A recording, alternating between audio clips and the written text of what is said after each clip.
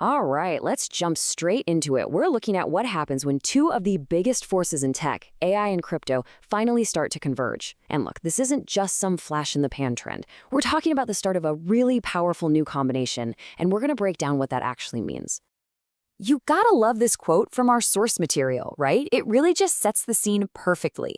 It has this fantastic mix of, wow, this is gonna be amazing, and also, uh-oh, what are we getting ourselves into?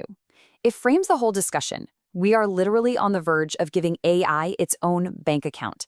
So let's dig into that, starting with how crypto could actually fix some of AI's biggest headaches. Okay, so first up, let's look at this relationship from one direction. Crypto as the fuel for AI.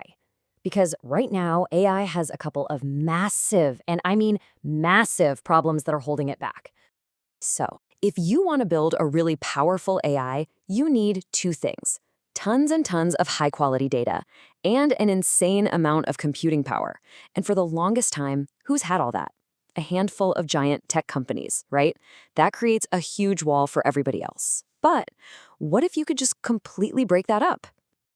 Okay, now this is where it gets really clever. Imagine if you could turn access to a dataset into a tradable token.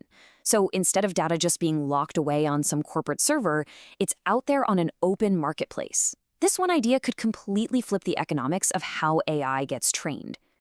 And here's how it would actually work. It's pretty elegant. If you have valuable data, you now have a real incentive to share it because you get paid for it automatically through a smart contract. And the folks who are building the AI models, they can finally get their hands on the specific niche data they need. It basically creates a whole new open market for what is, let's be honest, the new oil: data. And you can apply that exact same logic to the other huge problem: computing power. Instead of having to rely on the big cloud providers, you could have a decentralized marketplace where anyone, and I mean anyone with a powerful graphics card, can rent out their spare horsepower. Buyers can just bid for what they need. It's like an Airbnb, but for computer processing. And the upside here is just huge. You're talking about driving down costs, letting way more people build innovative AI, and breaking up the monopoly a few big players have. It creates a truly global, competitive market for the hardware that's going to run our future. Okay, so we've seen how crypto can fuel AI. Now let's flip the script. Now for the other side of the coin. How can AI be the brains of the operation for crypto? How can it bring some intelligence and order to a world that, let's face it, can feel a little like the Wild West sometimes? So to really get this, we have to talk about DAOs. And this analogy is just perfect. It's like a group chat with a shared bank account. It's a community that makes decisions and manages money based on rules that are written into code. The problem is trying to get a big group of people to make smart, complex decisions. Well, you know how that can go. It's tough. And this is exactly where AI becomes a total game changer for these DAOs. Just look at the difference here.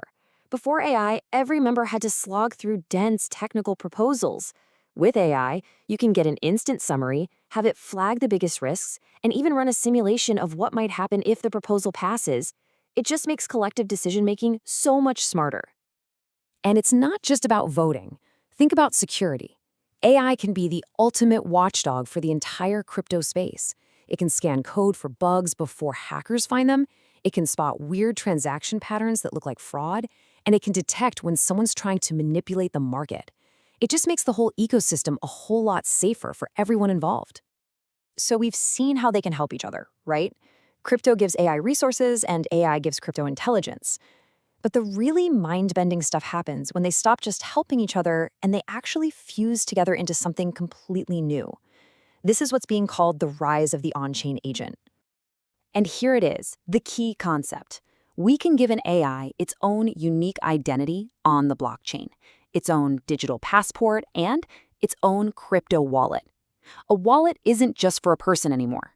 When you give an AI a wallet, you give it the ability to own things, to spend money, to act entirely on its own in the digital economy. I mean, just let your imagination run with this for a second.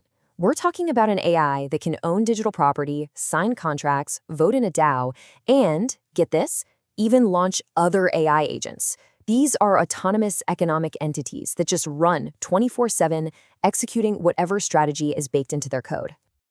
But okay, let's hit the brakes for a dose of reality from the source material. This is completely new territory. It's incredibly powerful, but it's also incredibly risky. We're building with, and I quote, immature black box technology. When something goes wrong, who's accountable? The lines get very blurry very fast. Still, even with those risks, you can't deny the potential. This opens the door for systems that truly run themselves. Think about an investment fund that's managed entirely by an AI, or a nonprofit organization where an AI impartially executes the will of the community. A lot of these science fiction ideas are suddenly becoming technically possible. So the big question is, how close are we really? It's easy to get swept up in the hype, so it's time for a quick reality check, because there are some very real, very practical problems we have to talk about. And this table really nails the core problem. See, putting data on a blockchain gives you an incredible amount of trust and verifiability. But, and this is a huge but, it is also incredibly slow and wildly expensive. The idea of storing a massive AI model and all its data directly on-chain today, just not practical. And that leads to a really pragmatic conclusion from the author. The future probably isn't everything on-chain. It's almost certainly going to be a hybrid approach. You keep all the heavy data off-chain where it's fast and cheap, and you just use the blockchain for the really important stuff, the proof of what happened, the final transaction, the identity. It's all about finding that sweet spot between trust and efficiency. And yep, these are the big mountains we still have to climb. Cost and speed, those are the obvious technical hurdles.